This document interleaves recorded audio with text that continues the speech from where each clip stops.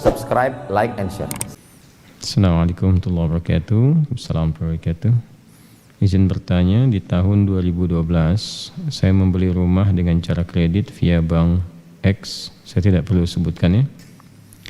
Saat itu saya belum paham dengan transaksi riba. Nah sekarang cicilan rumah tersebut masih tersisa kurang lebih 6 tahun lagi. Berdosakah jika saya tetap lanjutkan sampai cicilan selesai? Atau saya harus meninggalkan atau menjualnya? Baik. Islam itu bijak, nggak langsung tiba-tiba begini. Ini kan udah 6 tahun katanya, berarti kan berproses nih dalam berjalan ini. Sekarang ditimbang dulu, kalau hifdzul mal dengan hifdzul nafsi itu kuat mana? Ini ada hifdzul nafsi nih, ini ada hifdzul mal, ya kan? Baik, antara hifdzul nafsi bertemu dengan hifdzul mal, yang paling kuat yang mana? Menjaga jiwa atau menjaga harta? Paling gampangnya gini lah, mencuri itu haram nggak? Apa? Haram ya. Kata orang semua mencuri itu haram kecuali mencuri hati anak bapak mertua dia. Dengan cara yang dibenarkan. Baik, semua mencuri itu haram, nggak boleh. Gimana kalau ada orang lapar, sangat lapar, yang jika dia tidak mengonsumsi sesuatu, resiko kepada jiwanya. Lalu dia lihat ada makanan tuh yang bukan hak dia, diambil itu untuk memenuhi hajat laparnya sehingga terjaga dari serangan-serangan yang berpotensi menghadirkan kematian. Walaupun kita katakan kematian itu ajal, tapi tetap ada sebabnya kan. Baik, apa hukumnya mengambil barang bukan punya orang lain untuk menjaga nyawa misalnya di situ? Tuh, itu ada detailnya lagi, ada detailnya. Nggak bisa langsung disampaikan boleh, entar berapa juta orang entar pada mencuri itu, ya nggak bisa begitu, ada turunannya lagi. Itu pernah kejadian di masa Umar bin Khattab, ya saking terpaksanya dia mencuri, mengambil buah atau makanan tertentu, dan ketika akan dikisah disampaikan kisahnya, dimaafkan, ma'dzur, ya malah balik mengevaluasi, nangis itu luar biasa nih presiden nangis kan, takut dihisab sama Allah karena ada satu rakyatnya yang kelaparan, saking takutnya gitu.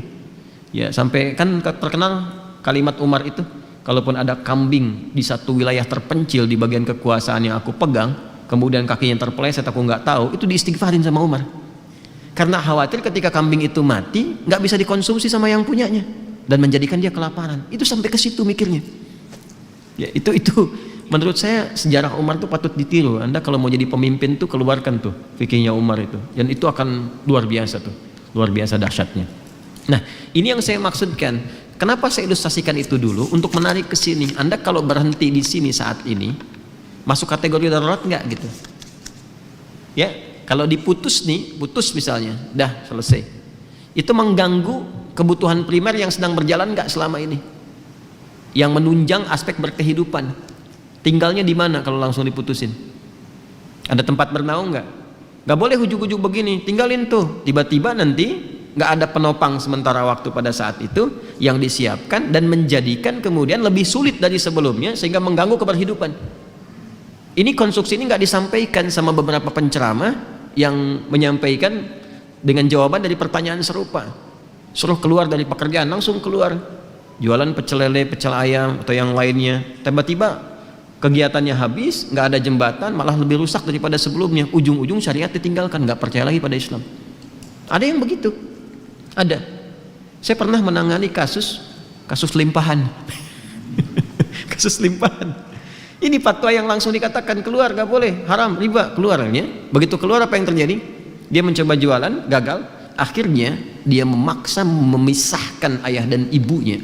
Ayah yang kena Parkinson, ya, dan sudah stroke, tidak dalam kesadaran tinggi, dipaksa menceraikan ibunya, ibu sambungnya, supaya dia menguasai warisannya. Jadi begitu.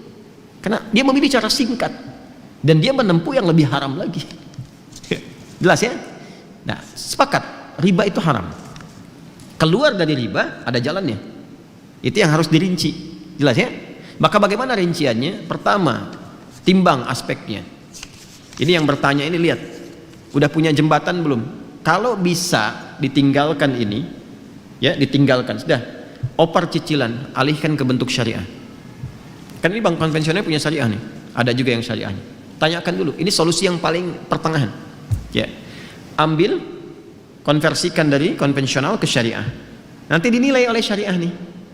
Yang sudah berapa, biasanya syariah itu akadnya langsung jual beli nanti. Ya, ini dinilai berapa asetnya, harganya berapa, cicilan yang ke banknya yang konvensional berapa, dilunasin oleh bank syariah. Nanti ada skema untuk penjualan. Dari penjualan itu terjadi akad yang dibenarkan. Setelah akadnya terjadi, lanjutkan cicilan, itu jalan tengahnya. Jelas? Nah, lalu bagaimana status riba yang sebelumnya? Dengan ketidaktahuan, setelah itu tahu, Masya Allah, lanjutkan ayatnya. Ya, lanjutkan ayatnya.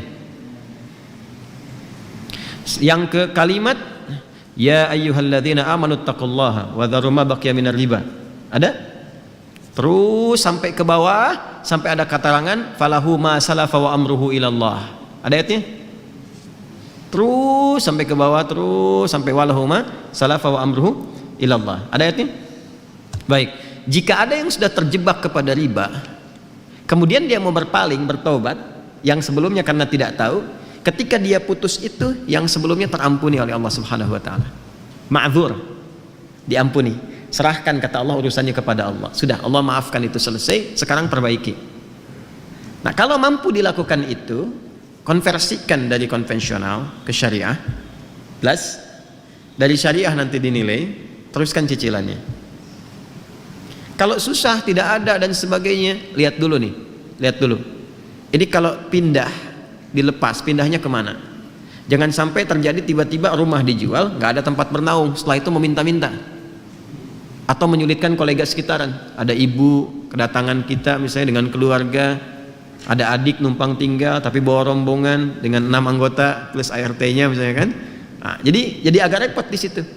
Maka ketika ada kondisi seperti ini, dalam kondisi darurat yang sudah berlangsung, maka berlaku kaidah ad-daruratu tubihul mahdzurat. Dalam konteks darurat membolehkan sementara waktu sampai dengan tuntas ini selesai. Tapi minta kemudian diakadkan supaya akadnya bisa diperbaiki, flat, ya, nggak ada tambahan kalau begini kalau begitu. Maka konsekuensinya harus berusaha untuk membayar sesuai dengan temponya, jangan sampai telat sehingga muncul kemudian akumulasi kembali yang jatuh pada hukum yang keliru di situ. Paham sampai sini?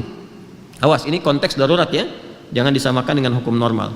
Kalau bisa kemudian kita dapat alternatif, saya pengen keluar dari sini, betul-betul keluar. Oke, saya mau beli rumah kecil aja sementara, atau rumah dengan standar yang sama di tempatnya agak berbeda, ya, yang nilainya bisa lebih murah untuk dibeli tapi keadaan rumahnya nyaman serupa gitu, dan cukup ketika dihitung nih, kalau dijual alhamdulillah dapat yang ini, nikmat dijalani, bebas dari riba, dan bisa diputus di sini, bisa disolusi. Kalau itu bisa dilakukan, nanti janji Allah akan mengganti yang itu dengan yang berlipat lagi. Ya, paham ya? Nah, itu 3 bagian ini yang harus saya terangkan. Tinggal melihat ini yang bertanya kepada keadaan dirinya. Jelas ya? Jadi sekali lagi, timbang ke keadaan dirinya. Kalau sekiranya bisa dikonversikan kepada syariah lebih bagus. Kalau sifatnya kemudian darurat, maka diselesaikan apa yang harus menjadi kewajibannya ini, sambil banyak beristighfar kepada Allah Subhanahu wa taala dan mohon solusi kepada Allah, ya, dari sambil proses berjalan sehingga diberikan naungan-naungan pijakan yang kuat untuk segera meninggalkan itu. Kemudian yang ketiga, kalau ada tempat yang bisa digunakan untuk jadi alternatif, jadi pilihan, lebih bagus, jalani itu. Dan jangan gengsi ya, gengsi itu hanya status kemanusiaan aja. Tetap kalau udah meninggal sama juga. Anda mau yang di komplek, orang bilang kota dengan kampung, tetap meninggal dikuburnya di mana? Tanah juga. Jelas ya? Saya kira saya sudah jawab ini ya. Jadi tinggal mengukur, dipraktekkan. Mohon izin, agama itu harus komplit disampaikan. Kalau enggak jadi bencana nantinya. Enggak bisa kita, oh ini ambigu, yang jelas aja yang mana. Yang jelas itu yang saya terangkan. Jelas ya? Yang jelas itu yang saya terangkan. Nanti pilih di mana yang paling berkesesuaian untuk kita saat ini, itu yang ditempuh. Itu jadi jembatan. Paham? Baik.